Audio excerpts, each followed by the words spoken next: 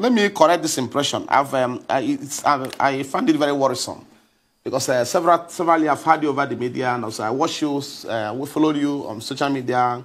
I also watch your programs most likely every morning, and I've had you severally mention about Nnamdi Kanu arrest in Kenya.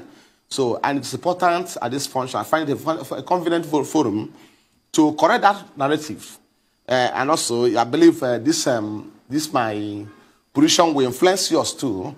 I want to understand the fact that Nnamdi Kanu was never arrested in Kenya. So what took place in Kenya was a clear case of abduction and kidnapping. So I want you to let the world understand this part. He was not arrested. So the issue of arrest never come to play.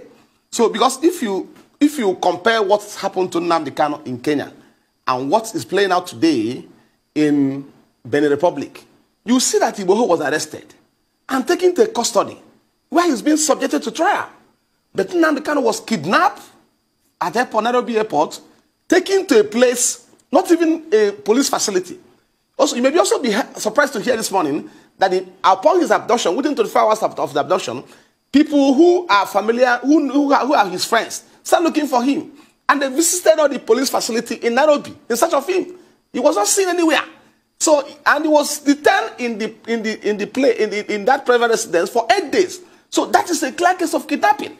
So after 8 days, he was now handed over to the Nigerian security agents who smuggled him by external rendition. So what happened in Kenya is a clear case of operation against Nnamdi Kanu, which is a gross violation of international law,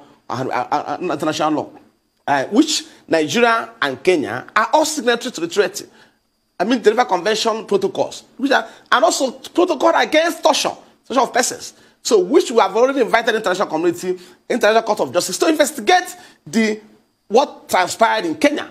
So, I don't want to go into the merit of that, but let me just correct that impression. So, the issue of arrest does not even come in the first place. So, I want to correct you to stop telling people that Nnamdi was arrested in Kenya. He was never arrested. He was abducted by rendition rendition oppression. He was never arrested. So, if he was truly arrested in Kenya, they were subjected him to the proceedings, the surrounding proceedings in Kenya.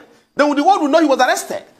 So what happened to Igboho? Igboho was arrested and it was made known to the public that he was arrested.